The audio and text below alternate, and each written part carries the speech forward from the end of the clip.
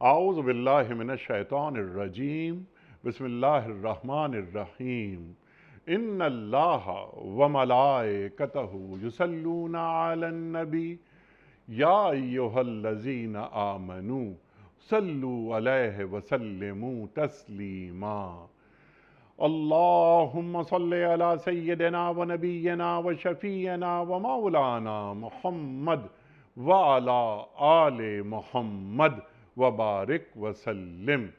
محترم خواتین و حضرات، السلام علیکم۔ پیام صبح کے ساتھ ایک بار پھر حاضر میں ہوں آپ کا میزبان انیق احمد۔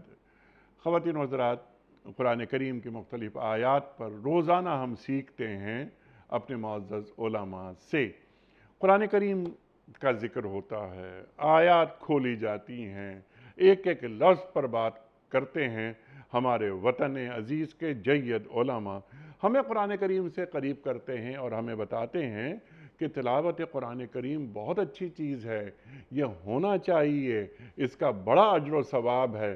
لیکن قرآن کریم کو سمجھنا کہ یہ آیات جنہیں ہم پڑھ رہے ہیں، جن کی تلاوت کر رہے ہیں، ان کے معنی کیا ہیں، اور پھر یہ معنی ہم سے تقاضا کرتے ہیں کہ جو تم نے سمجھا ہے، جو علم حاصل کیا ہے، اس پر عمل کرو۔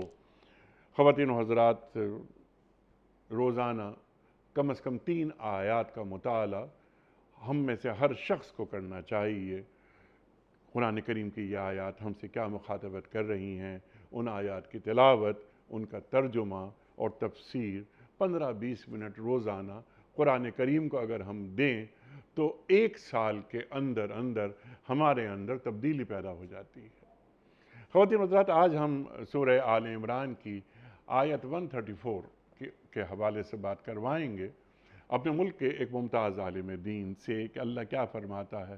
ہم ہمیشہ ایک بات عرض کرتے ہیں اس پروگرام میں کہ اللہ ہمیں باوقار دیکھنا چاہتا ہے۔ اللہ ہمیں بتاتا ہے کہ دنیا میں یعنی زندگی کیسے گزاری جاتی ہے، صاحب ایمان کیسے زندگی گزارتے ہیں۔ الذین ينفقون فی السراء والضراء والکاظمین الغیظ والعافین عن الناس واللہ یحب المحسنین۔ یہ ہے پوری آیت، اس پر بات کروائیں گے۔ کن لوگوں کا ذکر ہو رہا ہے، کن کو اللہ تعالی جنت کی بشارت دے رہا ہے، وعدہ کر رہا ہے۔ پچھلی آیت ختم ہوتی ہے اعدت للمتقین پر۔ اللہ اکبر! اور اللہ سے زیادہ سچی بات کس کی ہو سکتی ہے؟ من اصدق من اللہ قیلا۔ اللہ اکبر! خواتین و حضرات، یہ وہ لوگ ہیں جو ہر حال میں اپنا مال خرچ کرتے ہیں، بدحال ہوں یا خوشحال، یہ اپنے غصے کو پی جاتے ہیں، یہ لوگوں کے قصور معاف کر دیتے ہیں۔ اللہ احسان کرنے والوں سے محبت کرتا ہے۔ یہ 4-5 باتیں ہیں، سیکھیں گے محترم مولانا شجاع الدین شیخ صاحب سے۔ شیخ صاحب، بڑا ممنون آپ تشریف لائے، اور ہمیشہ کی طرح آج بھی ہم آپ سے سیکھیں گے۔ خواتین و حضرات، شیخ صاحب سے کون واقف نہیں، ہمارے ملک کا جانا مانا نام، ایک بڑے اسکالر، اور ریڈیو ٹیلی ویژن دیکھنے والے سننے والے کوئی ایسا نہیں کہ جو شیخ صاحب سے واقف نہ ہو۔ شیخ صاحب شاگرد خاص، شاگرد رشید، محترم ڈاکٹر اسرار احمد صاحب علیہ الرحمہ۔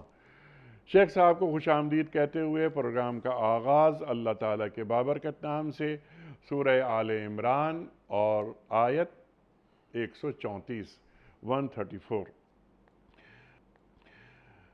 اعوذ باللہ من الشیطان الرجیم، بسم اللہ الرحمن الرحیم۔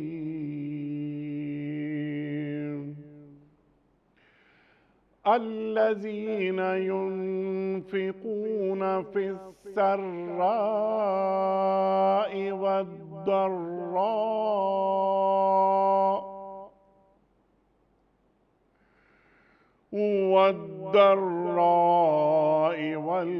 والکاظمین الغیظ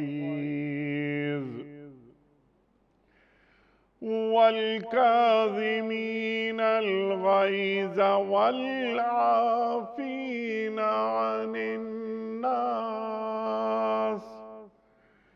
والله يحب المحسنين صدق اللہ العظیم۔ یہ وہ لوگ ہیں جو ہر حال میں اپنے مال خرچ کرتے ہیں، خواہ بدحال ہوں یا خوشحال، جو غصے کو پی جاتے ہیں اور دوسروں کے قصور معاف کر دیتے ہیں۔ ایسے نیک لوگ اللہ کو بہت پسند ہیں۔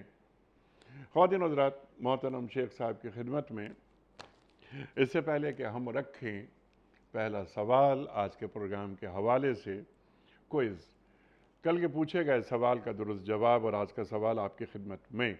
کل کا سوال ہمارا یہ تھا کہ خانہ کعبہ کو کس سن ہجری میں قبلہ قرار دیا گیا؟ درست جواب 2 سن ہجری میں۔ آج کا سوال نوٹ فرما لیجئے۔ قرآن کریم میں حضرت اسحاق علیہ السلام کا ذکر کتنی مرتبہ آیا ہے؟ 20 مرتبہ، 22 مرتبہ یا 17 مرتبہ؟ جو درست جواب آپ سمجھتے ہوں روانہ فرمائیے۔ ہمارے فون نمبرز ہیں 0092213452709۔ ہمارا دوسرا فون نمبر ہے 009221343000980۔ ہمارا ای میل ایڈریس ps@duniatv.tv، ہمارا SMS کا نمبر 3031 اور ہمارا واٹس ایپ کا نمبر ہے 009232182501994۔ شیخ صاحب ارشاد فرمائیے، یہ کن لوگوں کے اوصاف اللہ بیان فرما رہا ہے جنت کی بشارت دے کر؟ انیس صاحب جزاک اللہ خیرن۔ بسم اللہ الرحمن الرحیم، اللہم صلی وسلم علی نبینا محمد، رب اشرح لی صدری ویسر لی امری واحلل عقدۃ من لسانی یفقہوا قولی واجعل لی وزیرا من اہلی، آمین یا رب العالمین۔ سورہ آل عمران ہے، مدنی سورت، ہم واقف ہیں، اور اللہ سبحانہ وتعالیٰ نے گزشتہ چند آیات میں اول تو سود کی ممانعت کا ذکر فرمایا، بڑھتا چڑھتا سود، کمپاؤنڈ انٹرسٹ، اس کی ممانعت کا ذکر یہاں ہے، اور فائنلی سورۃ البقرہ میں آیت نمبر 279 میں ہر طرح کا سمپل انٹرسٹ وہ بھی حرام قرار دیا گیا۔ تو سود، ظاہری بات ہے، اس سود خوری کے نتیجے میں انسان کے اندر لالچ، اسی طرح حرص اور ہوس جیسے جذبات پیدا ہوتے ہیں، پھر انسان کا دل سخت ہو جاتا ہے، اور سود خور آدمی جو ہے وہ ہر طرح چاہتا ہے کہ اس کا نفع تو محفوظ رہے، دوسرے کی جان بھی جائے، اس کا گھر بھی برباد ہو۔ یہ جو نیگیٹو کیفیات یا صفات ہیں، یہ سود خوری جیسی بیماری کے نتیجے میں پیدا ہوتی ہیں۔ اس کے برعکس جن کے دلوں میں ایمان پیدا ہو، جن میں تقوی پیدا ہو جائے، ان کی صفات یہ ہیں جن کا اس وقت ہم مطالعہ کریں گے۔ آیت نمبر 134 سے سورہ آل عمران جس کا مطالعہ کر رہے ہیں، 133 کا آپ نے حوالہ دیا، اللہ تعالیٰ نے وہاں ایک بڑا قیمتی جملہ عطا فرمایا، سارعوا الی مغفرۃ من ربکم وجنۃ عرضها السماوات والارض۔ سارعوا مسارعت سے ہے۔ اچھا، سورہ حدید میں سابقو آتا ہے، سبقت یعنی کمپٹیشن، اور سارعوا میں سرعت ہے، تیزی کا معاملہ۔ دونوں مقامات پر الحدید کی آیت 21 دیکھیں اور آل عمران کی 133 جو پچھلی آیت ہے۔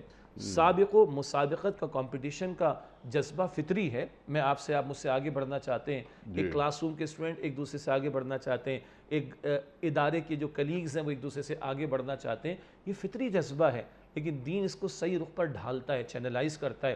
اللہ فرماتا ہے الہاکم التکاثر حتی زرتم المقابر، کثرت کی خواہش نے تمہیں غافل کر ڈالا یہاں تک کہ تم نے قبریں جا دیکھی۔ اور ایک دولت میں کتنی آگے بڑھ جاؤ، 2 فٹ نیچے جاؤ گے، کچھ ساتھ لے کر نہیں جاؤ گے۔ تو تمہارا سبقت کا جذبہ بجا ہے، مگر اس کو صحیح رخ پر ڈھلنا چاہیے۔ کہاں بڑھو؟ اللہ کی جنت کے حصول کے لیے، اللہ کی مغفرت کے حصول کے لیے۔ جب کمپٹیشن کا میدان یہ ہوگا تو آپ سوچئے معاشرے میں خیر پنپے گا، معاشرے میں پروان چڑھے گا خیر، معاشرے میں نیکی پروان چڑھے گی، گلے نہیں کاٹے جائیں گے، جائیدادوں پر قبضہ نہیں ہوگا، وراثت میں حصہ غصب نہیں کیا جائے گا، ظلم و ستم نہیں کیا جائے گا۔ کیوں؟ اللہ کی مغفرت کے حصول کے لیے، اللہ کی جنت کے حصول کے لیے جب کمپٹیشن ہوگا تو معاشرہ کتنا خوبصورت ہوگا۔ نہ صرف یہ کمپٹیشن ہو بلکہ تیزی دکھاؤ اس کے اندر۔ تیزی کس معنی میں؟ پتہ نہیں موت آ جائے، جیسے حدیث میں آتا ہے جوانی کو غنیمت جانو بڑھاپے سے پہلے، صحت کو غنیمت جانو بیماری سے پہلے، زندگی کو غنیمت جانو موت سے پہلے، فرصت کو غنیمت جانو مشغولیت سے پہلے، اور آج آسائش ہے، خوشحالی ہے، غنیمت جانو تنگ دستی سے پہلے، جو کام کر سکتے ہو خیر کا کر ڈالو۔ یہ وہ پس منظر ہے جس میں پھر اللہ فرماتا ہے وہ جنت کس کے لیے ہے؟ محض تمنا کرنے والوں کے لیے نہیں، محض خواہشات رکھنے والوں کے لیے نہیں۔ وہ حصہ آپ نے تلاوت فرمایا اعدت للمتقین، وہ جنت تیار کی گئی ہے متقین کے لیے۔ تو پہلے تو وہ کلیئرٹی آف کانسیپٹ دیا جا رہا ہے، اور سمت کیا ہونی چاہیے، ڈائریکشن زندگی کی کیا ہونی چاہیے، سٹرگل کس رخ پر ہونی چاہیے، کمپٹیشن کدھر ہونا چاہیے، جان مال کہاں لگنا چاہیے، وہ ہے اللہ کی مغفرت اور اس کی جنت کا حصول ہے۔ کن کے لیے؟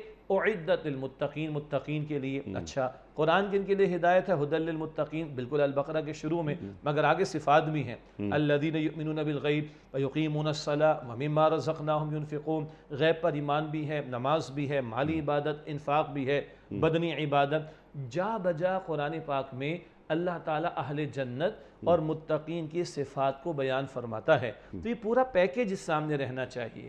اب اس پیکیج میں یہ چند صفات اس مقام پر ہیں جن کا انشاءاللہ مطالعہ کریں۔ سبحان اللہ، سبحان اللہ، سبحان اللہ، سبحان اللہ۔ یہ صفات، چند صفات جیسا آپ نے بات فرمائی، تو اس آیت میں یہ 4-5 صفات اس پر ہم بات کروائیں گے۔ ینفقون، پھر الف لام میم ذالک الکتاب لا ریب فیہ، وہاں سے آپ نے وہاں بھی ینفقون کی بات ہوتی ہے۔ وَمِمَّا رَزَقْنَاهُمْ يُنْفِقُونَ، جو ہم نے رزق سے عطا کیا وہ خرچ کرتے ہیں، وہ خرچ کرتے ہیں۔ تو یہ ہم جو خرچ کر رہے ہیں وہ بھی اللہ کی جانب سے دیا ہوا خرچ کرتے ہیں۔ کچھ سمجھنے کی اپنے آپ کو ضرورت نہیں ہے، جی، ایک بات اس کا دیا، اس کی راہ میں اس کی توفیق سے خرچ کرتے وَمِمَّا رَزَقْنَاهُمْ يُنْفِقُونَ۔ اب یہاں پر بات ہو رہی ہے اعدت للمتقین، الذین ینفقون۔ یہاں پر کوئی صدقات نافلہ یا صدقات واجبہ کی بات نہیں ہو رہی ہے، یہ جنرک بات کہ جناب والا یہ لوگ جو اللہ کی جنت کے حقدار ہیں وہ خرچ کرتے ہیں مال، اور خواہ بدحال ہوں خواہ خوشحال ہوں۔ ذرا اس کو کھولیے، پھر اس کو اگر ہم ذرا ملائیں کہ یُؤْثِرُونَ عَلَىٰ أَنفُسِهِمْ وَلَوْ كَانَ بِهِمْ خَصَاصَۃٌ، ارشاد۔ انیس صاحب آپ کی بات بلند ہوتی ہے۔ ینفقون کے ساتھ یہاں مال کا ذکر بھی نہیں آیا، جی ہاں، اللہ نے اتنا جینرک رکھا۔ اچھا، عام طور پر جب انفاق کی بات ہوتی ہے تو اکثر و بیشتر ہمارے ذہنوں میں ایک بات رہتی ہے، اور وہ ہوتا ہے مال کا انفاق۔ یہ بات اپنی جگہ درست ہے کہ مال کے انفاق کا مستقل تقاضا ہے، اور مال کے انفاق میں جو کم از کم فرض ہے وہ تو زکوٰۃ ہے، اسی طرح صدقہ فطر واجب ہے، پھر صدقات نافلہ بھی آ جاتے ہیں۔ لیکن قرآن حکیم ایک اور مقام پر فرماتا ہے، سورہ حدید میں، سورہ حدید کے شروع میں ذکر آتا ہے آیت نمبر 7 میں، وہ خرچ کرنے کا تقاضا، وَأَنفِقُوا مِمَّا جَعَلَكُم مُسْتَخْلَفِينَ فِيهِ، انفقوا، اس میں سے انفاق کرو جس میں ہم نے تمہیں مستخلف بنایا، یعنی جانشیں بنایا، یعنی تمہیں اختیار دیا۔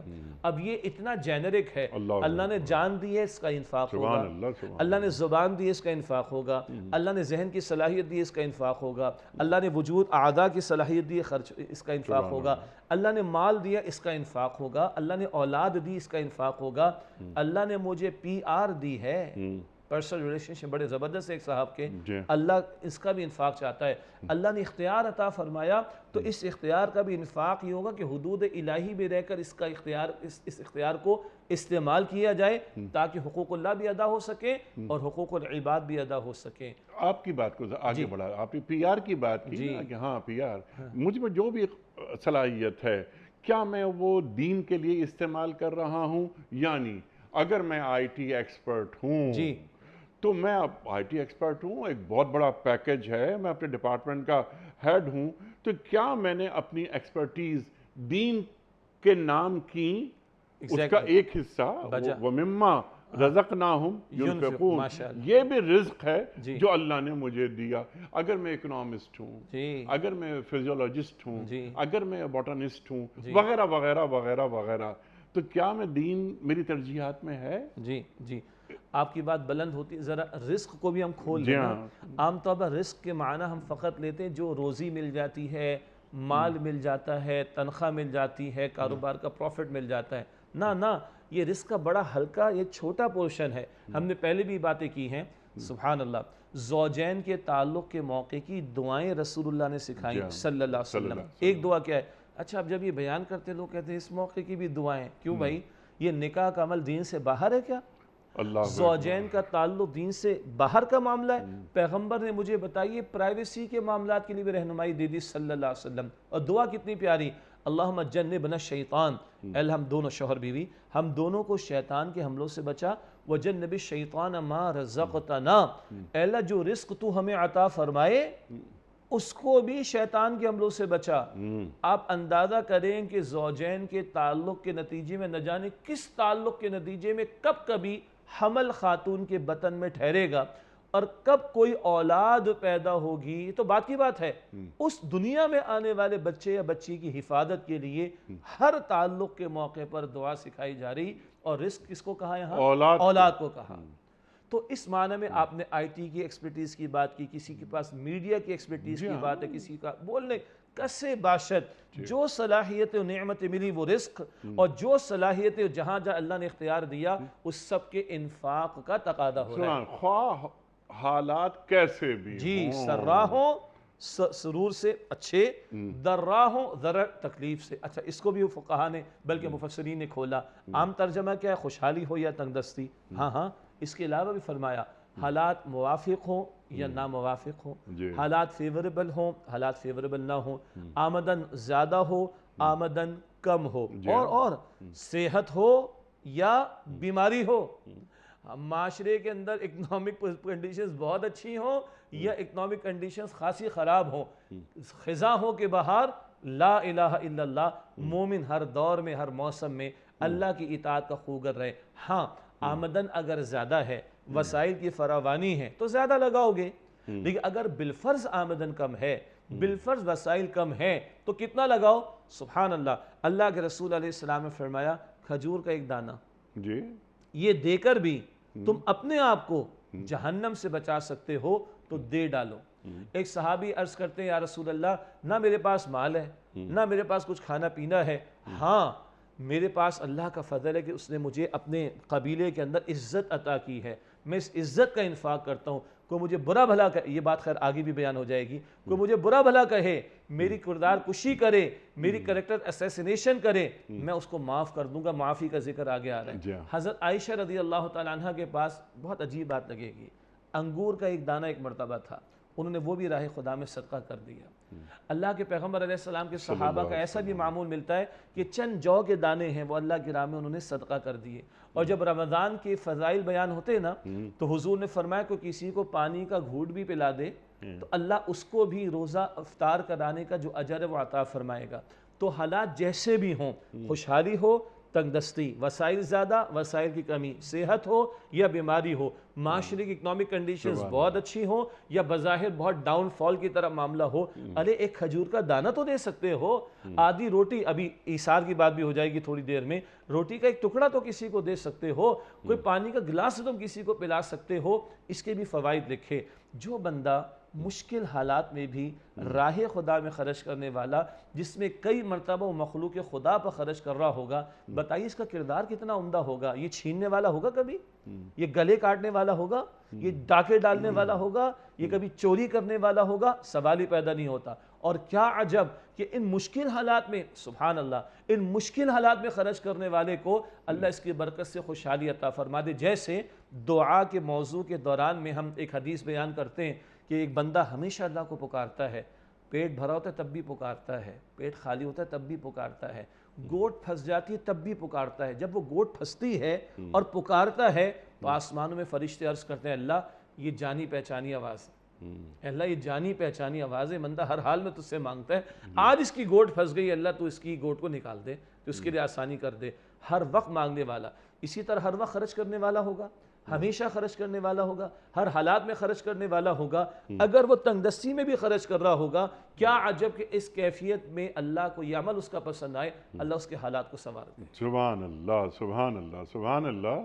وہ غزوہ تیاریاں ہو رہی ہیں، جی جی اللہ اکبر، انبار لگ گیا، جی جی، لوگ انفاق کر رہے ہیں، اور کس کس کا آیا ڈھیر وہاں پر؟ اللہ اکبر، عثمان بن عفان رضی اللہ عنہ، عبد الرحمن بن عوف رضی اللہ عنہ، پورے گھر کا مال صدیق اکبر رضی اللہ عنہ اور آدھے گھر کا مال سیدنا عمر رضی اللہ عنہ سب لے آئے، انیس صاحب پھر کیا ہوتا ہے؟ نہیں، پھر وہ ایک صاحب جی جی جن جی کے حالات ذرا خراب، جی 2 کھجوریں بس میں اللہ کے رسول صلی اللہ علیہ وسلم بس میں یہی لا سکتا تھا، آپ فرماتے ہیں صلی اللہ علیہ وآلہ وسلم ان 2 کھجوروں کو سب سے اوپر رکھ دو، جی اللہ اکبر۔ اور حالات ان کے اپنے کیسے تھے؟ گھر میں فاقہ، جی رات بھر یہودی کے باغ میں مزدوری کی، چند کھجوریں ملی، گھر میں فاقہ ہے تو گھر والوں کو کچھ نہیں، چند لے کر آئے نا، چند گنتی کی۔ اب جب ڈھیر دیکھا ہوگا تو اس ڈھیر کے سامنے تو کوانٹیٹی وائز تو کچھ بھی نہیں نا، 1% بھی دور کی بات ہے، لیکن کوالٹی وائز کیا ہے؟ رات بھر مزدوری، یا رسول اللہ اتنا ہی میں لے کر آیا ہوں۔ اللہ نے اپنے اللہ کے رسول مبارک ہاتھوں سے لے کر اس ٹاپ پر، وہ ٹاپ سب کا قبول ہے، آج کے بعد عثمان کچھ کرے سب معاف، اللہ اکبر، صدیق تو پورا گھر لے کر آ گیا رضی اللہ عنہ، ان سب کا بھی قبول ہے، لیکن حضور نے اس کی کوالٹی ظاہر کر دی کہ کوالٹی میں کہاں اس پورے ٹاپ پر رکھ دیا اللہ کے رسول علیہ السلام نے۔ کیا ہے؟ مشکل حالات بھی ہوں لیکن تھوڑا بھی لے کر آؤ تو محمد مصطفیٰ کہاں قبول کر کے کہاں پہنچا رہے ہیں۔ سبحان اللہ، دین ترجیحات میں ہو، جی یہ حضرت ابوبکر صدیق رضی اللہ تعالیٰ عنہ، اللہ اکبر اللہ اکبر، پروانے کو چراغ ہے بلبل کو پھول، بس صدیق کے لیے ہے خدا کا رسول، بس اللہ اکبر اللہ اکبر۔ گھر میں کیا چھوڑا ہے؟ اللہ اور اللہ کے رسول صلی اللہ علیہ وسلم کو بس گھر میں چھوڑا ہے، صلی اللہ علیہ وسلم، آپ کا نام بس گھر میں ہے اور سب لے کر آ گیا۔ تو اللہ کے رسول صلی اللہ علیہ وآلہ وسلم کا ایک فرمان، اللہ اکبر اللہ اکبر، میں نے اپنی زندگی میں ہر شخص کا احسان اتار دیا سوائے ابو بکر کے، کہ ان کے احسان کا بدلہ اللہ تعالیٰ ہی عطا فرمائے گا۔ اللہ اکبر۔ جی جی، کیا ہستیاں تھیں انیس صاحب کی جن کو اللہ کے رسول ہی فرما رہے ہیں صلی اللہ علیہ وسلم کہ ہر ایک احسان کا بدلہ چکایا، سوائے ابو بکر کے ان کے احسان کا بدلہ اللہ سبحانہ وتعالیٰ ہی عطا فرمائے گا۔ ان ابو بکر کا پورا بھی موجود، وہ بھی اللہ کے مقبول اور اس کیفیت کے ساتھ، اور وہاں ان صحابی کی چند کھجوریں وہ بھی اللہ کے مقبول۔ یہ ہے السراء اور الضراء، خوشحالی میں بھی پہ خرچ کرنا اور تنگدستی میں بھی خرچ کرنا۔ سبحان اللہ۔ اللہ جو جنتیوں کی صفات دیکھنا چاہ رہا ہے اس میں پھر آگے، والکاظمین الغیظ، یہ غصے کو پی جاتے ہیں۔ شیخ صاحب میں چاہتا ہوں ذرا اس پر تفصیلی بات آپ فرمائیے، یعنی یہ ہمارا جو ایک معاشرتی سماجی مسئلہ بھی بنتا جا رہا ہے، غصے پر قابو پا لینا، غصے کو پی جانا۔ غصے کی عمر کتنی ہوتی ہے؟ 1 منٹ سے 5 منٹ، بمشکل، یہ سائنس کہتی ہے نا، آج کی جدید سائنس یہ کہتی ہے۔ تو 5 منٹ ہم اپنے آپ کو کنٹرول میں رکھ لیں۔ اچھا، شیطان اس غصے کی حالت میں ہم سے فیصلے کرواتا ہے، ہم اپنی انگلی شیطان کے ہاتھ میں پکڑوا دیتے ہیں غصے کے عالم میں۔ کھڑے ہو تو بیٹھ جاؤ، بیٹھے ہو تو لیٹ جاؤ، پانی پیو، درود شریف پڑھو، اللہ اکبر، ارشاد۔ جی دیکھیے، جس طرح بھی تھوڑی دیر پہلے ہم نے بات کی تھی نا کہ ہماری فطرت میں کچھ جذبات ہیں اور وہ اپنی جگہ مطلوب ہیں، دین ان جذبات کو صحیح رخ پر ڈھال دیتا ہے۔ ابھی تھوڑی دیر پہلے میں نے زوجین کے تعلق کی دعا پیش کی، اب یہ فطری خواہش ہے، اللہ تعالیٰ نے اس کو ایکسیپٹ کیا ہے اور اللہ تعالیٰ نے دین میں نکاح کا راستہ میں عطا فرمایا۔ کیوں؟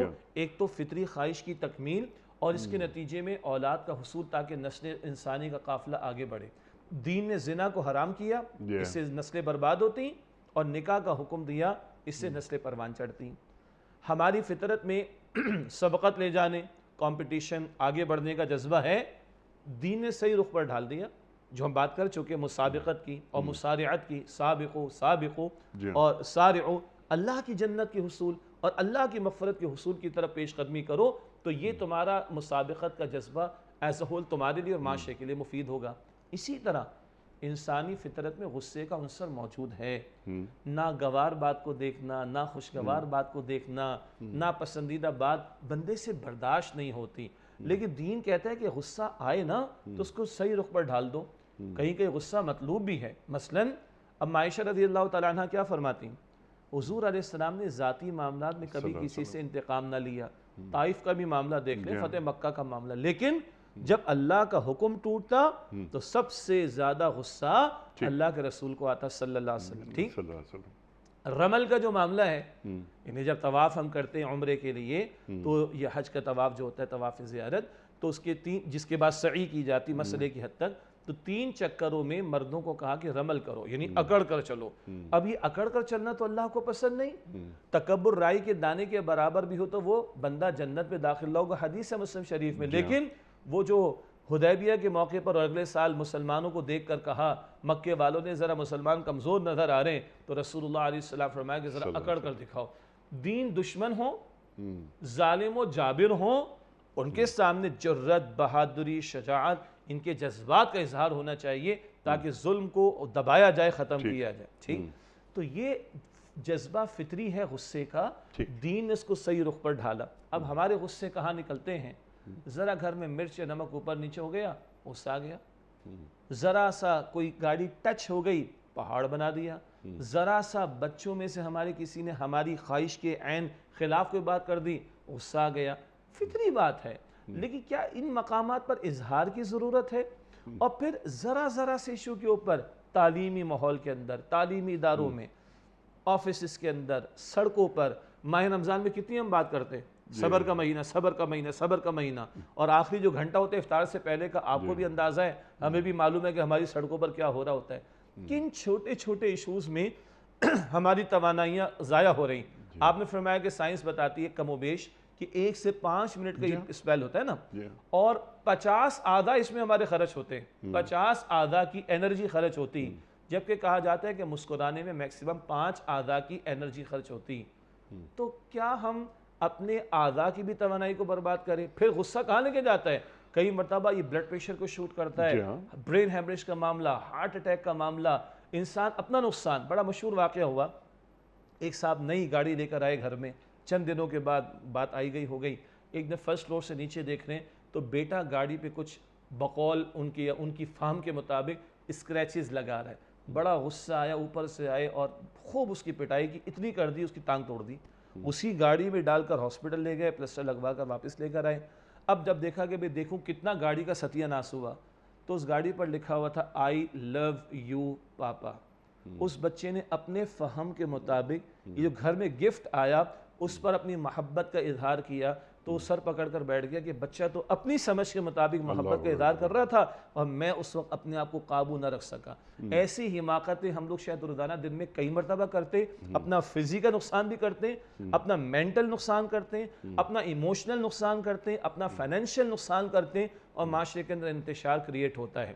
یہ تو ہے وہ غصہ کہ جو غلط جگہوں پر ہمارا نکل رہا ہے. اور اللہ کے احکامات ٹوٹتے ہوں، اللہ کی شریعت پامال ہوتی ہو، ظلم کا نظام چلتا ہو، باطل غالب نظر آتا ہو، وہاں ہمیں کوئی غصہ نہیں آتا. تو توانائیاں خیر کے لیے صرف نہیں ہو رہی، توانائیاں شر کے لیے اور اس طرح کے پیٹی ایشوز کے اندر ہماری ختم ہو جاتی. تو دین کہتا ہے تمہارا جذبہ ہے لیکن اس کو چینلائز کرو صحیح رخ پر. جو رسول اللہ کا معاملہ تھا صلی اللہ علیہ وسلم کے غصہ کہا آیا، یہ صحابہ کی شان، اشداء علی الکفار، کفار کے مقابلے میں وہ شدید کس معنی میں، پہاڑ بن کر کھڑے ہوتے، چٹان بن کر کھڑے ہوتے باطل کی راہ میں اور حق کے لیے استقامت کا مظاہرہ کرتے. یہ ہے جو غصے کو صحیح رخ پر ہمارے ڈھلنا چاہیے. اب جو آپ نے فرمایا کیا اس کے لیے تدابیر ہو سکتی ہیں، جو باتیں آپ نے بیان فرمائی وہ حدیث مبارک میں اللہ کے رسول علیہ السلام نے ارشاد فرمایا کہ جب بندے کو غصہ آئے تو وہ اپنی پوزیشن کو چینج کر لے. اگر کھڑا ہے تو بیٹھ جائے، مراد ہے کہ سکون حاصل کرے، اپنے آپ کو دھیما کرے، اپنے آپ کو قابو میں رکھنے کی کوشش کرے. بیٹھا ہے اور کنٹرول نہیں ہو رہا تو لیٹ جائے تاکہ ذرا وہ نارملائز ہو جائے. ایک بات اسی طرح نبی صلی اللہ علیہ وسلم فرمایا کہ وہ بندہ پانی پی لے. کیوں؟ غصہ شیطان کی طرف سے ہے، حدیث میں آتا ہے شیطان آگ سے بنا ہے، تو اس آگ کی حدت و شدت کو کم کرنے کے لیے پانی پی لو. اسی طرح رسول اللہ علیہ السلام نے فرمایا وضو کر لو، وقت بھی زیادہ لگے گا، وضو کرنے میں، اور پانی خوب استعمال ہوگا. وضو کے جو بھی تقاضے 3 دفعہ دھونے کے میکسیمم، تو وضو کر لیا جائے. اللہ کے رسول نے فرمایا صلی اللہ علیہ وسلم. پھر آپ نے بڑی پیاری بات ارشاد فرمائی، یہ بڑا مجرب نسخہ ہے، بندہ درود شریف کا اہتمام کرے. اور یہ اتنا قیمتی ہے، ہم اس میدان کے نہیں ہیں مگر جو وظائف بتائے جاتے ہیں، وظائف سے ہماری مراد وہ وظائف ہیں اللہ کا کلام ہو، اللہ کے نبی کی مسنون دعائیں ہوں، اذکار ہوں، اللہ کے نام بہترین، مگر جو عاملین ہیں وہ کئی مرتبہ، اور عاملین سے ہماری مراد پروفیشنل قسم کے دنیا پرست عاملین نہیں، دیندار، ان کی بات ہو رہی، تو وہ بتاتے ہیں شروع اور آخر میں درود شریف بھی پڑھ لیا کرو۔ سبحان اللہ۔ اچھا، دعا کا ایک ادب تو خود اللہ کے رسول نے بتایا صلی اللہ علیہ وسلم، کی دعا کے شروع اور آخر میں درود شریف ہو۔ بعض وظائف میں بتایا جاتا ہے شروع اور آخر میں درود شریف۔ وجہ درود شریف کی اپنی ایک تاثیر ہے، بہت ساری تاثیروں میں سے، اور وہ ہے کہ وہ بندے میں سکون اور اطمینان کی کیفیت پیدا کرتی۔ اسی لیے کہا جاتا ہے کہ مکہ مکرمہ میں ہمیں جلال نظر آتا ہے اور مدینہ شریف میں ہمیں جمال نظر آتا ہے۔ ایسے بہت سارے ہمارے دوست احباب کہ جو ذرا نسبتاً غصے اور مزاج کے تیز رہے، ان کو ہم نے یہی ریکمنڈ کیا، اور بعد میں پوچھا بھئی افاقہ ہوا، خاصا افاقہ ہوا درود شریف کی کثرت سے۔ تو درود شریف کے اپنے بہت سارے فضائل ہیں، بہت سارے فوائد ہیں، بہت ساری تاثیریں ہیں۔ ایک تاثیر یہ ہے کہ جو مزاجوں میں تیزی زیادہ آ جایا کرتی ہے، اس میں بھی ٹھہراؤ آئے گا انشاءاللہ۔ اور ایک اور گزارش یہ ہے میرے لیے، ہمارے لیے، ہم سب کے لیے، جب کبھی ہمیں لگے میری خواہش کے مطابق، یہ بڑا مسئلہ ہے، میری خواہش کے مطابق، میرے اصول کے خلاف، میری خواہش کے مطابق نہ ہو، میری خواہش کے خلاف ہوا بلکہ، اور میرے اصول کے خلاف، تو ذرا رک کر میں سوچوں میں اس رب کی چاہت کے مطابق عمل کرتا ہوں اس کے خلاف، میں کتنی مرتبہ اس کے احکامات کو روزانہ توڑتا ہوں۔ اور ہمارے دوست مفتی زبیر صاحب، اللہ ان کو صحت بھی دے اور لمبی عمر عطا فرمائے، بڑی اچھی بات کہتے ہیں جی، اللہ کا حلم دیکھے، حلم، بندے شرک کر رہے ہیں، کفر کر رہے ہیں، کھلا انکار کر رہے ہیں، اس کے ساتھ بتوں کی پوجا پاٹ کر رہے ہیں، اس کو بھولے بیٹھے ہیں، اور اللہ کا حلم دیکھیں، اللہ تباہ نہیں کرتا، اللہ کھانا پینا نہیں روکتا، اللہ سانس کو نہیں روکتا، اور حدیث کیا کہتی ہے؟ تخلقوا باخلاق اللہ، ارے اللہ کی اخلاق کو اختیار کرنے کی کوشش کرو۔ تو جب مجھے اور آپ کو غصہ آئے نا، ہم سب کو ذرا ایک لمحے کو، اور لمحہ وہی ہوتا ہے سوچنے کا، بعد میں تو سب کو خیال آتا ہے کہ میں نے حماقت کی ہے، وہی لمحہ سوچنے کا ہوتا ہے میرے رب کی مرضی کے خلاف میں کتنا کر رہا ہوں، میرے رب کی نافرمانی میں کتنا کر رہا ہوں، اور وہ کتنا حلم والا ہے کہ مجھے معاف کرتا ہے۔ تو پھر حدیث کہتی ہے، آگے معافی کا ذکر بھی آ رہا ہے، تم لوگوں کو معاف کرو، اللہ تعالیٰ تمہیں معاف فرمائے گا۔ تو یہ کچھ تدابیر ہیں جن کو اختیار کرنے کی اگر ہم کوشش کریں اور مستقل اس کا تذکرہ چلے، تو اللہ تعالیٰ کی ذات سے امید ہے۔ جو احمقانہ قسم کی حرکتیں ہم کرتے ہیں، جیسے بچے کی ٹانگ توڑ دی، اور آپ نے کیا اچھی بات بیان فرمائی کہ وہ 5 منٹ کا اسپیل ہوتا ہے، اگر 5 منٹ کے دوران میں 10 سیکنڈ کے لیے بندہ اپنی تصویر دیکھ لینا آئینے کے اندر، وہ خود اپنے آپ کو اچھا نہیں محسوس ہوگا کہ کیا شکل بن جاتی ہے بندے کی، کیا چہرے پہ کیفیات آ جاتی ہیں۔ اگر 10 سیکنڈ بھی اپنی شکل دیکھ لینا آئینے کے اندر، شاید اس کو خیال آئے گا کہ یہ کرنے والا کام نہیں ہے۔ اللہ حفاظت فرمائے۔ سبحان اللہ، سبحان اللہ۔ اور بات طلاق وغیرہ تک پہنچ جاتی ہے، خاندان ٹوٹ جاتے ہیں۔ جی بالکل، یہ بہت قیمتی بات انیس صاحب، اللہ اپنے حفظ و امان میں رکھے۔ یعنی آپ کے بھی رابطے میں بہت سارے لائرز ہیں، تو ہم بھی پورے پاکستان میں جاتے ہیں، جہاں جب بار کونسلز وغیرہ میں یہی سوال ہوتا ہے، جی اکثر کیا کیسز آپ کے سامنے آ رہے ہیں طلاق اور خلا کے؟ مفتیان کرام کے بعد جو ہر دوسرا سوال کس چیز کے بارے میں؟ طلاق اور خلا۔ آگے سے لوگ کہتے ہیں ہم نے غصے میں طلاق دے دی، تو بھائی پیار سے طلاق کون دیتا ہے؟ کبھی خوشی میں، محبت میں کوئی طلاق دیا آج تک کسی نے؟ اسی غصے کو تو کنٹرول کرنا ہے۔ تو آپ نے کیا اہم نقطے کی طرف توجہ دلائی کہ یہ اتنی شدید بیماری ہے کہ گھروں کو اور خاندانوں کو، نسلوں کو برباد کر دیتی ہے۔ اللہ اکبر، اللہ اکبر۔ اس سے پہلے کہ عافین الناس اس پر بات کریں، کیا داعی دین کو دین پیش کرتے ہوئے کبھی غصے میں آنا چاہیے؟ اللہ اکبر کبیرہ، غصے میں تو آنا دور کی بات ہے۔ مجھے بتائیے کہ موسیٰ علیہ السلام سے بڑھ کر کس میں غیرت ہوگی دین کے لیے؟ اور فرعون جیسے بدبخت سے بڑا سرکش کون ہوگا؟ اور اللہ تعالیٰ کیا فرماتا ہے؟ موسیٰ علیہ السلام اور ہارون علیہ السلام جا رہے ہیں، اللہ تعالیٰ فرماتا ہے فَقُولَا لَهُ قَوْلًا لَيِّنًا، اے موسیٰ، اے ہارون، بات نرمی والی کرنا۔ کس سے؟ فرعون سے۔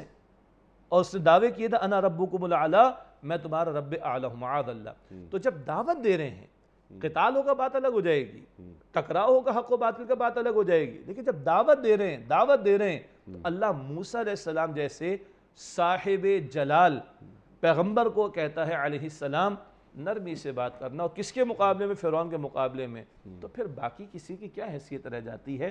تو ایک داعی دین کو نرمی کا معاملہ، خوش اسلوبی وجادلہم باللتی ہی احسن، جدال بھی اگر کرنا پڑے، ڈائلاگ بھی اگر کرنا پڑے، ڈیبیٹ بھی اگر کرنا پڑے، نصارہ کے بارے میں بات آ رہی، اللہ فرما رہے احسن، بیسٹ، بہترین انداز سے جدال یعنی ڈائلاگ کرنا، ان سے مباحثہ کرنا۔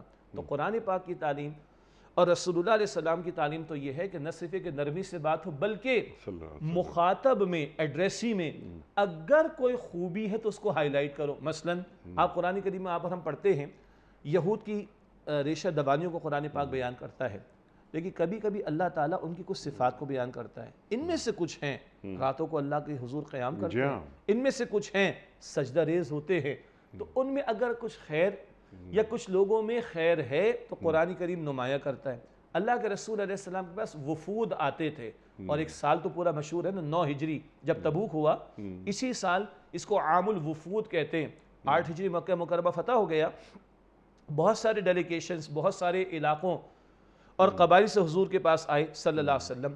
ایک وفد آیا تو اللہ کے پیغمبر علیہ السلام نے کیا خوبصورت بات بیان فرمائی۔ آپ نے فرمایا بھائی ان کے آباء و اجداد بڑے اچھے لوگ تھے، ان میں سے ایک صاحب کا نام عبداللہ تھا۔ اب عبداللہ کو بڑا پیارا ترجمہ ہے، ان کے آباء و اجداد میں ایک صاحب بڑے پیارا ان کا نام تھا، ان کا نام عبداللہ تھا۔ اس بات کو حضور نے ہائی لائٹ کیا، وہ تو آدھے ڈھیر ہو گئے اور انہوں نے حضور کی بات بڑی توجہ سے سن لی۔ تو اللہ کی کتاب اور اللہ کے نبی علیہ السلام کی سنت یہ بھی بتاتی ہے کہ مخاطب میں اگر 100 خرابیاں ہوں، اگر 2 خوبیاں ہیں تو ان کو ہائی لائٹ کرنے کی کوشش کی جائے۔ یہ اپنی جگہ پورا موضوع ہے کہ داعی دین کا رویہ اور کردار دعوت پیش کرنے کے دوران میں چاہے شدید مخالفین کیوں نہ ہوں سامنے، کیا ہونا چاہیے۔ سبحان اللہ۔ تو اب جو صفات بیان کی جا رہی ہیں جنتیوں کی جو اللہ بیان فرما رہا ہے، تو الذین ينفقون فی السراء والضراء والکاظمین الغیظ والعافین عن الناس۔ آپ نے انفاق کی بات کر دی، اچھے حالات ہوں برے حالات ہوں انفاق کرتے ہیں۔ یہ آپ نے بات فرما دی کاظمین الغیظ کے حوالے سے، غصے کو پی جاتے ہیں، اللہ اکبر، لوگوں کے قصور معاف کر دیتے ہیں۔ کیا ایسا محسوس نہیں ہو رہا کہ ہم اپنے معاشروں میں جب ہم نظر ڈالتے ہیں تو لگتا ہے ایسا ہے کہ ہم نے لوگوں کو معاف کرنا چھوڑ دیا ہے؟ ہمیں یقین ہے کہ اللہ ہمیں معاف کر دے گا، لیکن ہم اپنے چھوٹوں کو معاف نہیں کرتے۔ ظاہر ہے چھوٹوں کو ہی معاف کیا جاتا ہے، بڑوں سے تو معافی طلب کی جاتی ہے نا۔ یہ تو اگر کوئی چھوٹا ہے اسے معاف کریں، اگنور کر دیں، اور اس توقع پر یا اللہ سے یہ مانگیں کہ اے اللہ تیرا حکم ہے، تیری صفت ہے عف، تو معاف کرتا ہے، اللہم انکا عفو تحب العفو فاعف عنی۔ اللہ اکبر، اللہ اکبر۔ ارشاد آپ نے بجا فرمایا کہ چھوٹوں کو ہی معاف کیا جاتا ہے، بڑوں سے تو معافی طلب کی جاتی ہے۔ یہی جملہ غصے کے ذیل میں بھی ذہن میں رہنا چاہیے۔ غصہ بڑا عقل مند ہے، چھوٹے پر ہی آتا ہے، بڑوں پر کبھی نہیں آتا۔ تو ذرا کبھی بڑوں پر غصہ کر کے دیکھے تو لگ پتہ جائے انسان کو، یہ بے وقوفی ہی کر رہا ہوتا ہے انسان۔ بہرحال اب جو بات آئی کہ ہمیں یقین ہے کہ اللہ تعالیٰ معاف فرما دے گا، بالکل ایمان یہ کہتا ہے ہمارا، لیکن اللہ تعالیٰ یہ بھی فرماتا ہے کہ تم یہ چاہتے ہو کہ میں تمہیں معاف کروں، سبحان اللہ، تو تم لوگوں کو تو معاف کرو۔ کتنا مشہور واقعہ افک، اور وہ جو اما عائشہ رضی اللہ تعالیٰ عنہ پر تہمت لگی، کچھ لوگوں کی زبان پر آ گئی، اور حضرت ابوبکر صدیق رضی اللہ تعالیٰ عنہ کے ایک رشتہ دار، مختصر واقعہ، تو حضرت ابوبکر صدیق نے ان کی امداد روک لی۔ اللہ نے آیت عطا فرما دی، سورہ نور کی آیت نمبر 22 ہے، فَلْيَعْفُوا وَلْيَصْفَحُوا أَلَا تُحِبُّونَ أَن يَغْفِرَ اللَّهُ لَكُمْ۔ انہیں چاہیے معاف کر دیں، انہیں چاہیے درگزر کر دیں۔ اب اللہ کا انداز دیکھ، کیا تم نہیں چاہتے کہ اللہ تمہیں معاف کر دے؟ Y not?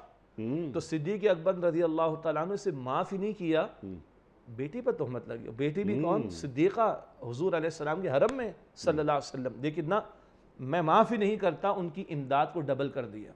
یہ ہیں صحابہ رضی اللہ تعالیٰ عنہ، دین اینڈ دیر قرآن پاک پر عمل۔ تو ہمیں یقین ہے کہ اللہ میں معاف فرمائے گا، مگر اللہ فرماتا ہے میری رحمت اور میری معافی کے مستحق بننا چاہتے ہو تو تم دوسروں کو تو معاف کرنے کی کوشش کیا کرو، تم دوسروں کو تو معاف کرو، میں تمہیں معاف کر دوں گا۔ تو ہمیں عموم کی بات ہم کریں گے، ہاں جہاں بات آئے گی قاتل کی، ڈاکو کی، شرابی کی، زانی کی، ان کی تو سزائیں شریعت نے بتا دی نا، تو وہاں تو معافی کے معاملہ تھی، وہاں تو نفاذ ہوگا تاکہ لوگوں کی جان مال آبرو محفوظ رہے، وہ تو حدود الہی کی بات. بٹ انڈر نارمل سرکمسٹانسز جہاں میں غصے آ رہے ہوتے ہیں وہیں کی ہم بات کر رہے ہیں، معاف کر دینا چاہیے. اس سے دلوں میں کشادگی پیدا ہوتی ہے، اور بدلے لے کر اور نفرتوں کا اظہار کر کے ہم نفرتیں بڑھا تو سکتے ہیں، بدلے لے کر ہم اور بدلہ لینے والے تو پروڈیوس کر سکتے ہیں، ہم معاشروں کو صحت مند بنیادوں پر استوار نہیں کر سکتے. تو یہ معافی کا رویہ اللہ کو بھی پسند ہے، اور یہ معافی کا رویہ معاشرے کو صحیح رخ پر ڈھالنے کے لیے بڑا کارآمد ثابت ہوگا. اور اللہ کے پیغمبر کو دیکھیں نا صلی اللہ علیہ وسلم، طائف والوں کے بارے میں آ کے بلق الجبال نہیں کہتا پہاڑوں پر مقرر فرشتہ آپ حکم دیں ان کو پیس کر رکھ دیں. حضور فرماتے ہیں نادان قوم ہے، اللہ ان کی اگلی نسل کو کسی کو ہدایت دے گا. اور بعد میں ثقیف قبیلہ یہاں پر تھا، اسی سے محمد بن قاسم کا بھی تعلق تھا علیہ رحمہ. اسی طریقے پر مکے والوں کا معاملہ، ہاں چند گستاخوں پر سزاؤں کا نفاذ ہوا، لیکن میجورٹی کا معاملہ کیا ہوا؟ کیا توقع رکھتے ہو تم مجھ سے؟ اللہ اکبر. سب نے کہا آپ کریم ابن کریم ہیں، تو کہا جاؤ وہ کریم ابن کریم یوسف علیہ السلام نے جو اپنے بھائیوں سے کہا، میں وہ تم سے کہتا ہوں کہ فانتم الطلقاء، تم سارے کے سارے آزاد ہو. اس سے آگے کیا بچتا ہے ہمارے؟ اور لا تثریب علیکم اليوم، تم پر آج کوئی حرج کا معاملہ نہیں، کوئی تم پر سرزنش کا معاملہ نہیں. تو امام الانبیاء کے تو یہ اخلاق ہے صلی اللہ علیہ وآلہ وسلم. احادیث بہت احادیث اس کے ذیل میں مفسرین نقل کی.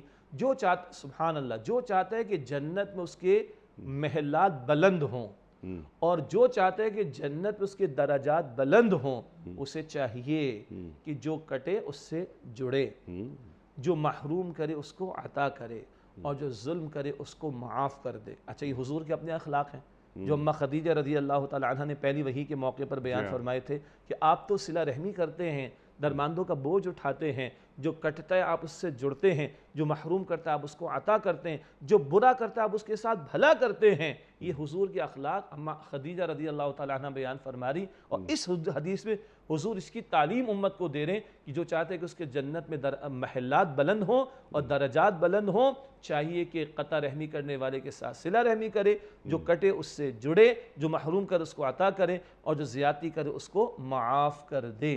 یہ وہ رویہ ہے جو کل درجات کی بلندی اور محلات کی بلندی بندے کو عطا فرمائے گا. سبحان اللہ سبحان اللہ سبحان اللہ سبحان اللہ. اچھا واللہ یحب المحسنین، یہاں پر یہ آیت مکمل ہوتی ہے اللہ جو احسان کرنے والوں سے محبت کرتا ہے. اب یہ احسان اردو والا احسان نہیں ہے یہ، تو اس کے کیا معنی ہیں ذرا واضح کر دیجئے، ہمیں سمجھا دیجئے. بجا آپ نے بڑا پیارا جملہ ارشاد فرمایا کہ یہ اردو والا احسان نہیں، قرآن پاک عربی میں نازل ہوا. تو عربی والا احسان کیا ہے؟ ایک تو ہر نماز کے بعد ایک دعا کا اہتمام اللہ کے رسول فرماتے تھے، کیونکہ یاد اس سے اس کا حوالہ مفید رہے گا، ہم سب کو یاد ہے ماشاءاللہ. اللہم اعنی علی ذکرک و شکرک و حسن عبادتک. اللہ میری مدد فرما اپنے ذکر کے لیے اور اپنے شکر کے لیے اور اپنی عمدہ عبادت کے لیے. سبحان اللہ. تو احسان جو عام معنی میں استعمال کرتے ہیں وہ بھی ہے احسان کرنا، بھلا سلوک کرنا، لیکن نہ، احسان حسن سے ہے. اور یہ حسن کیا ہے؟ حدیث میں آتا، بڑی خوبصورت حدیث ہے. آپ نے فرمایا جب تم بکری کو ذبح کرو فَأَحْسَنُ الذِّبْحَ، تو حسن کے ساتھ ذبح کرو. اللہ اکبر. اور جب تم کسی کی گردن اڑاؤ، جیسے کہ قاتل کی، جب کسی کی گردن اڑاؤ فَأَحْسِنُ الْقِتْلَةِ، حسن کے ساتھ گردن اڑاؤ. بکری کے ساتھ حسن کیا ہے؟ کھلا پلا کر ذبح کرنا، کسی جانور تڑپتے کے سامنے ذبح نہ کرنا، چھری کو تیز رکھنا، ہاتھ مضبوط رکھنا، ٹھنڈا ہو جائے جانور پھر کھال اتارنا. جانور کے بارے میں حسن مطلوب ہے. قاتل تو کسی رحم کا مستحق نہیں نا. ایسی گردن اڑاؤ، یعنی تلوار مضبوط ہو، اگر جلاد ہے اور تلوار مضبوط ہو کہ اس کو کم سے کم تکلیف ہو، ہے تو قاتل، دی تو جائے سزا مگر کم سے کم تکلیف ہو. جب قاتل اور بکری جانور کے بارے میں حسن مطلوب ہے، عمدگی، تو اللہ کے احکامات پر عمل، اللہ کی شریعت پر عمل، اللہ کی بندگی کا تقاضا، اللہ کا ہو رہنا، یہ پوری زندگی کا حسن مطلوب ہے. اور مشہور حدیث جبرائیل، جس میں جبریل علیہ السلام انسانی شکل میں آئے اور حضور علیہ السلام سے کچھ سوالات کیے، اسلام کیا ہے، ایمان کیا ہے، احسان کیا ہے. اسلام گواہی، ایمان قبول کرنا، ایمانیات کا تذکرہ. احسان کیا ہے؟ ان تعبد اللہ کأنک تراہ فإن لم تکن تراہ فإنہ یراک. اللہ کی بندگی ایسے کرو گویا تم اس کو دیکھ رہے ہو، ورنہ یہ تو یقین رکھو کہ اللہ تمہیں دیکھ رہا ہے. اس یقین کے ساتھ زندگی گزارنا، یہ ہے احسان جو پوری زندگی پر مطلوب ہے۔ اور یہ حسن کہاں تک مطلوب ہے؟ بکری کے ذبح کرنے اور قاتل کو سزا دینے تک یہ حسن مطلوب ہے۔ تو اب سوچے نماز میں حسن، ماں باپ کے ساتھ رویے میں حسن، روزہ رکھنے میں حسن، اور شریعت کے احکام کی پاسداری میں حسن، اور اللہ کی بندگی بجا لانے میں حسن، یہ ہے واللہ یحب المحسنین۔ اللہ کی راہ میں انفاق کرنے میں حسن، جی خواہ بدحال ہوں تب بھی انفاق حسن، جی خوشحال ہوں تب بھی انفاق حسن، غصہ پی جانے میں حسن، لوگوں کو معاف کر دینے میں حسن۔ اللہ اکبر، اللہ اکبر، یعنی حسن درجہ کمال تک اپنے کام کو پہنچا دو۔ بجا اللہ اکبر، اور اس کی اور کیفیت کیا رہی؟ ایسے کہ گویا تم اللہ کو دیکھ رہے ہو، ورنہ یقین رکھو کہ اللہ تمہیں دیکھ رہا ہے، اور اللہ 24 گھنٹے دیکھ رہا ہے۔ تو اس حسن کا تعلق فقط نماز سے نہیں، اس حسن کا تعلق ان تمام معاملات سے بھی ہے اور پوری زندگی سے بھی۔ سبحان اللہ، سبحان اللہ، واللہ یحب المحسنین۔ ہم اللہ کے محبوب بن جاتے ہیں۔ اللہ اکبر، دیکھیے یہاں پر اللہ بات فرما رہا، اللہ محبت کرنے لگتا ہے ایسے لوگوں سے۔ کہاں ہم اس کی محبت کی التجا کرتے ہیں، وہ محبت کرنے لگ جاتا ہے بندہ اگر یہ حسن والا رویہ۔ اللہ اکبر، قل ان کنتم تحبون اللہ فاتبعونی یحببکم اللہ۔ جی، اگر تم اللہ سے محبت کے دعوے دار ہو تو حضور آپ فرما دیجئے میری اتباع کرو، اللہ محبت کرے گا۔ اب بات کیا بنتی ہے؟ حسن کا نمونہ کہاں سے ملے گا؟ سرکار دو عالم صلی اللہ تو علیہ ان کی وسلم۔ اتباع کروں گا تو واقعتاً احسان کے درجے کی طرف چل سکوں گا اور اللہ کی محبت کا مستحق بن سکوں گا۔ اللہ اکبر، محبوب خدا ہو جاؤں گا۔ اللہ اکبر۔ اچھا شیخ صاحب، آج ہم نے کیا سیکھا؟ اب یہ آیت آل عمران 134، یہ 4-5 باتیں سامنے آئیں۔ ٹو ڈوز تعلیم فرما دیجیے۔ دیکھیے پہلی بات کیونکہ ہم نے پچھلی آیت سے جوڑا تو سامنے رہے جذبات جو اللہ نے فطرت میں رکھے وہ پازیٹیو ہیں، مطلوب ہیں، شریعت اور اللہ کا دین ان کو صحیح رخ پر ڈھالتا ہے۔ مسابقت ہو، مسارعت ہو، کمپٹیشن ہو، آگے دوڑو اللہ کی جنت اور مغفرت کے حصول کے لیے۔ جنت متقین کے لیے ہے، سرکشوں اور باغیوں کے لیے، نافرمانوں کے لیے نہیں ہے۔ متقین کون ہوتے ہیں؟ ان کی صفات جا بجا قرآن پاک میں آئیں، البقرہ کے شروع میں بھی۔ آج جو ہم نے صفات جانی ان میں انفاق کا بیان آیا۔ انفاق صرف مال کا نہیں، یہ جان کا، مال کا، وقت کا، صلاحیتوں کا، جو نعمتیں اللہ نے عطا فرمائی، جو اختیار اللہ نے عطا فرمائے، ان سب کا انفاق، اور یہ خوشحالی میں بھی اور تنگ دستی میں بھی، اچھے حالات میں بھی، معاشی اور بظاہر برے حالات میں بھی، کم ہو تب بھی اور زیادہ ہو تب بھی، اس کے فوائد بھی ہمارے سامنے آ گئے۔ انفاق سے آگے بڑھیں تو معافی، غصے کو پی جانے کا معاملہ، یہ غصہ تو برباد کر دیتا ہے نا، یہ غصہ اللہ اکبر۔ یہ صحابی نے کیا رسول اللہ وصیت فرمائیے، آپ نے فرمایا غصہ مت کرو، غصہ مت کرو، غصہ مت کرو۔ معلوم ہو شاید ان کی روحانی ترقی میں غصہ رکاوٹ بن رہا تھا، حضور نے بار بار اس کی توجہ دلائی۔ اور غصہ پی جانا، حضور نے فرمایا کہ پہلوان کون ہے؟ جو غصے کے وقت اپنے آپ کو قابو میں رکھے۔ ہاں غصہ ادھر آئے جہاں اللہ چاہتا ہے، جہاں رسول اللہ کو آتا تھا صلی اللہ علیہ وسلم، وہ پازیٹیو ہے۔ یہ چھوٹے چھوٹے معاملات میں غصہ کر کے اپنی صحت، مال، گھر اور سارے تعلقات کا نقصان کر رہے ہوتے ہیں۔ پھر لوگوں کو معاف کرنے والی بات، ہم چاہتے ہیں اللہ ہمیں معاف فرمائے تو ہمیں لوگوں کو معاف کرنا چاہیے، لوگوں کے قصور معاف کرنا چاہیے۔ انسان خطا کے پتلے ہیں، ہم سے بھی تو ہو جاتا ہے۔ یہ معافی کا رویہ معاشرے کو صحت مند بنیادوں پر استوار کرے گا، اور اس سے بڑھ کر یہ اللہ کی معافی کا ہمیں مستحق بنا دے گا انشاءاللہ۔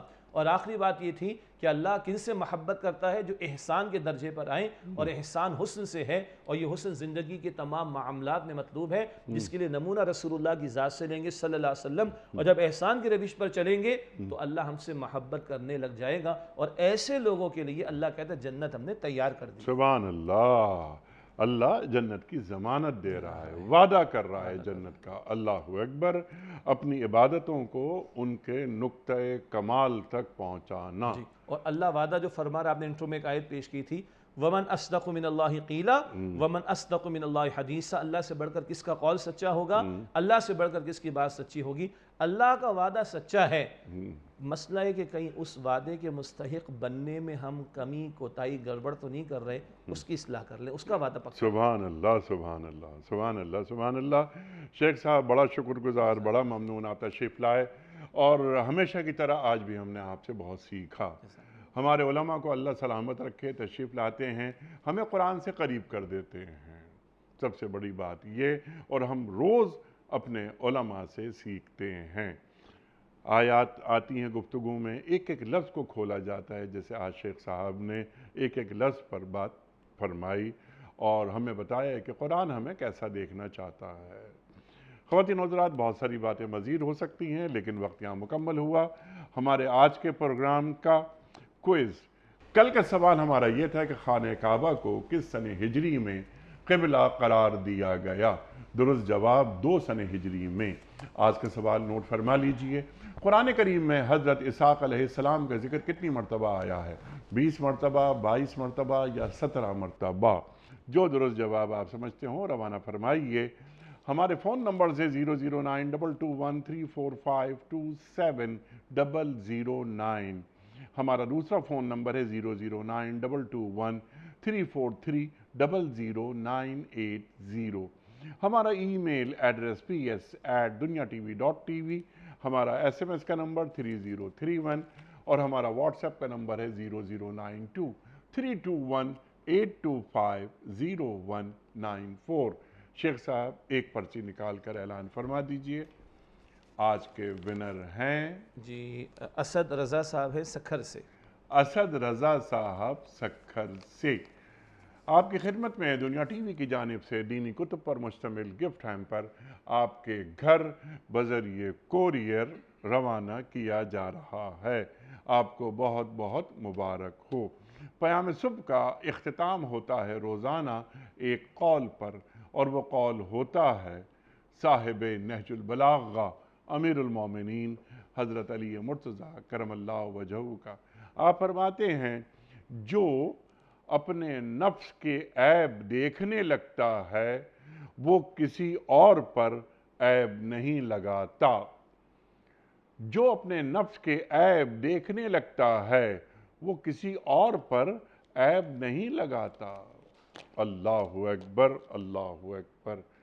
اپنے میزبان انیق احمد کو کل تک کے لیے اجازت دیجیے۔ خدا حافظ۔